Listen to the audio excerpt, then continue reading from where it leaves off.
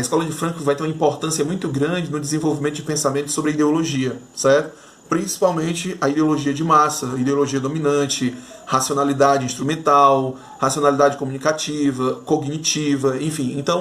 Então perceba que a escola de Frankfurt ela tem um leque muito grande de opções, né? Tem um cardápio muito grande de conceitos e teses que a gente vai usar ainda futuramente. Mas no nosso caso aqui, eu vou usar com vocês aqui Jürgen Habermas, certo? Que vai trabalhar a questão do agir comunicativo, né? E do agir instrumental, né? Que também pode ser conhecido como razão comunicativa ou razão instrumental, tá bom? E assim, a escola de Frankfurt, só de forma resumida aqui, a escola de Frankfurt é uma escola alemã que trabalha uma teoria chamada de teoria crítica, certo? A escola de Frankfurt também é conhecida como Instituto para Pesquisa Social, tá? De 1924, quando ela surge, tá? Então ela avalia, ela pesquisa o que? A sociedade da época dela, a sociedade moderna, ok?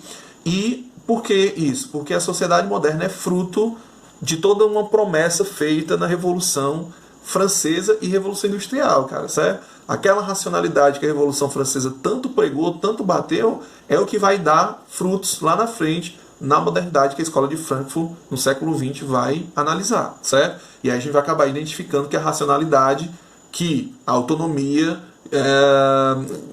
que todos os valores que agora de fato seriam humanos, na verdade não serão humanos, mas sim serão adaptados ao meio mercadológico capitalista, né?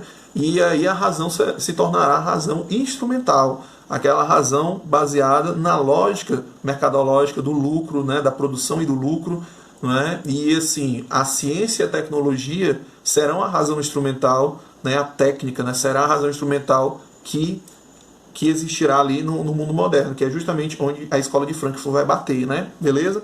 Então, dito isso, vamos lá, gente. Nós temos Jürgen Habermas, e ele traz essa mentalidade sobre agir comunicativo e o agir instrumental, certo? Então, perceba, nós temos uma sociedade em que ela agressivamente vai se moldando dentro do capitalismo, das exigências do capitalismo, certo? E essa máquina, né, girando, né, essa engrenagem girando, nós podemos chamar de ação instrumental. Por quê? Porque a ação instrumental está ligada ao trabalho.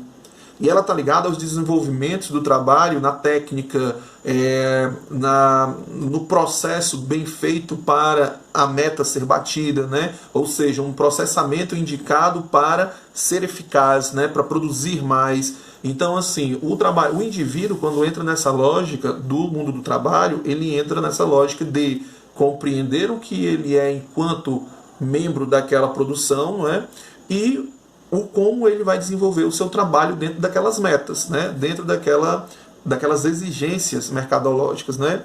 E a outra forma de agir, que é o agir comunicativo. Ele é o agir da vida, né? O de viver a vida, é o agir pessoal, é o agir de pessoas com pessoas, é único pessoal, ok? E aí o que acontece? Segundo o Habermas, nós vamos entender a ideologia, galera, no momento em que a gente começa a perceber a estruturação que é feita tecnologicamente dentro dessa ação instrumental. Para quê?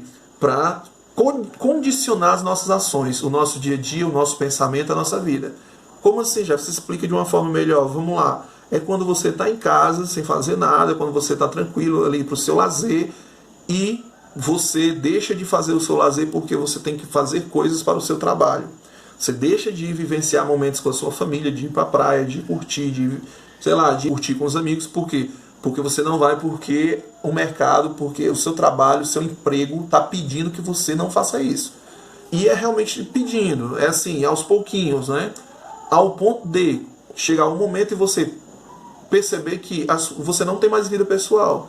A sua vida ela está inserida de fato na mentalidade ideológica da empresa, do agir instrumental, entendeu?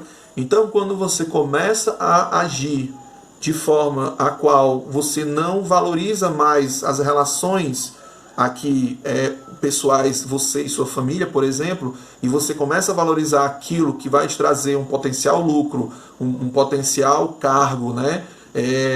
Enfim, você vai se tornar alguém maior e tal. Quando você começa a valorizar isso, quando você começa a valorizar não querer ser chamado a atenção pelo chefe, né?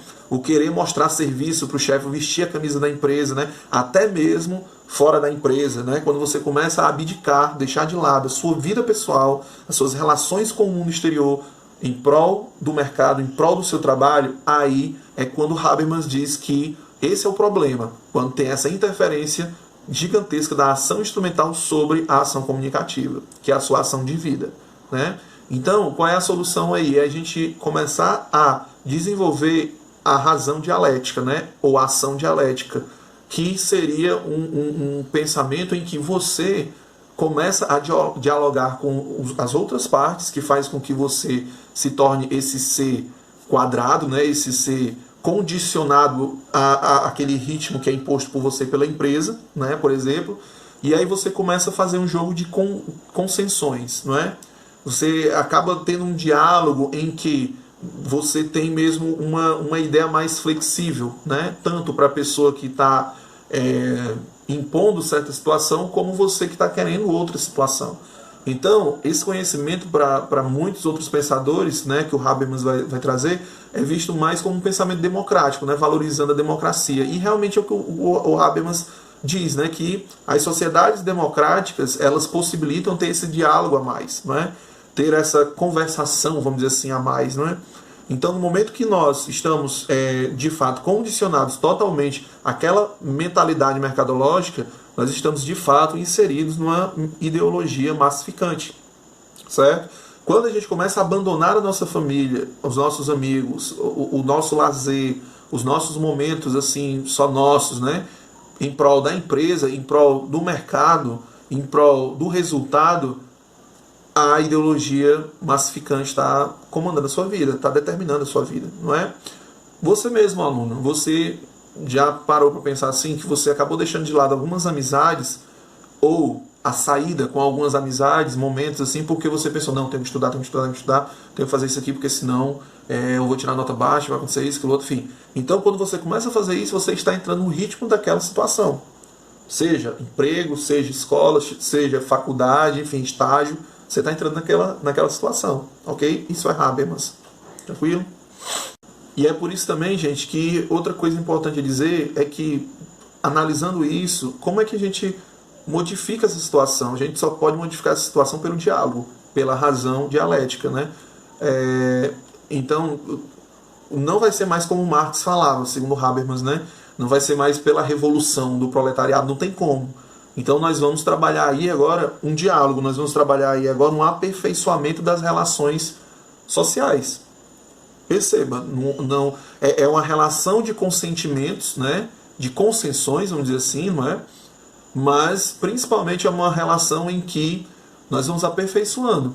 Não é também uma flexibilização do trabalho, por exemplo, ou uma flexibilização das relações sociais, não é isso. Certo? Mas nós vamos ter aí um aperfeiçoamento, novas formas de diálogo, não é? Nós vamos ter novas formas de entendimento, de propósitos, certo? E realmente esse tipo de aperfeiçoamento vai valorizar muito a democracia, né? A compreensão democrática, ok, turma? Galera, falou, tudo de bom e até a próxima.